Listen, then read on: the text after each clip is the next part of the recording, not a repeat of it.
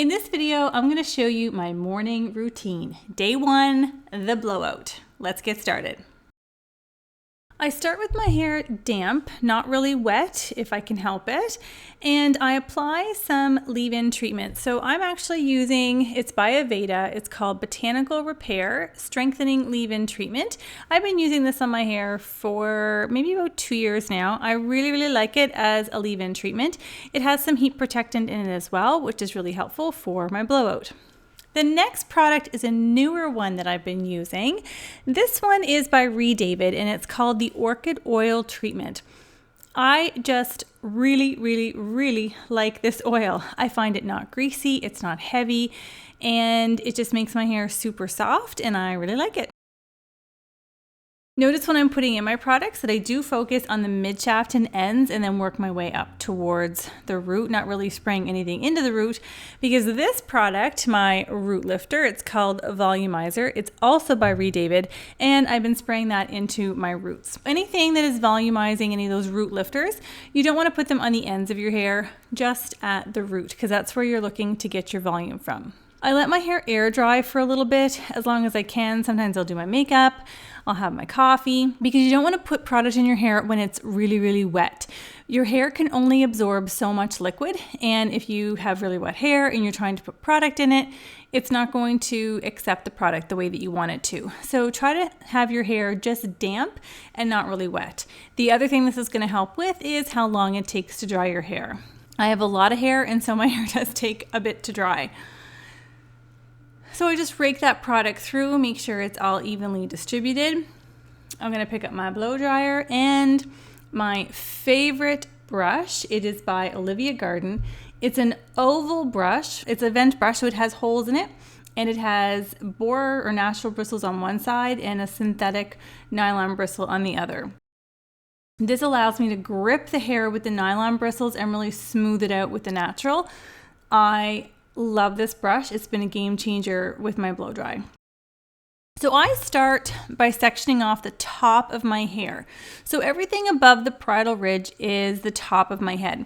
And I am blow drying it opposite to how I want it to go. So I am directing it way over to the other side. This is what's going to help create volume. So your head, because it's round, we can actually use it as a big round brush. By directing the hair around and over the head, because the head is round, you're going to be creating a really nice round, full shape. And this is what I want. So in the back, I'm pushing everything forward, and I'm making sure that the airflow is going down the hair shaft. So I never want to blow all over the place because it's just going to make my hair fuzzy. I want to make sure that that airflow is going, it's kind of chasing the brush. And you'll notice I kind of flip the brush. So I'm grabbing the hair with the nylon and then I'm catching it with those boar bristles. This is what's giving me a really super nice blowout. It's giving me a really nice smooth finish. So we'll continue to do the same thing on the other side, taking everything that's above the parietal ridge and blow drying it in the opposite direction, ensuring that the airflow is going from roots to ends. And I'm grabbing that hair with the nylon side of the brush and really pulling it through with those boar bristles to smooth it out. This is giving me such a nice finish. And although I'm not sponsored by any of these products, these are products and tools that I use on the daily, and I do highly recommend them.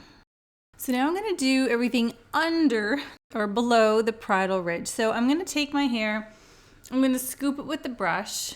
Again, I'm grabbing it with a nylon and then smoothing it out, just rotating that brush a little bit to get it smoothed out with those boar bristles.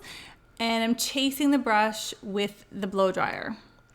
This is keeping everything nice and smooth. My cuticle isn't getting all roughed up because I'm blowing the cuticle down in the direction that it's meant to fall.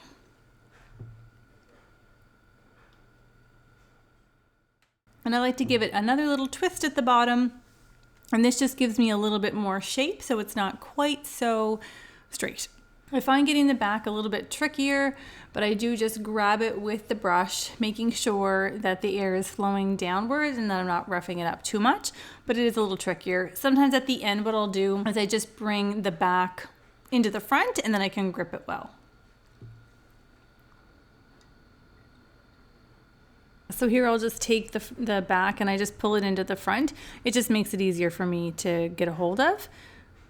But initially I'll just kind of brush through the back just to get most of that dampness out, especially at the root, because it's easier to get the root from the back and then get the ends from the front.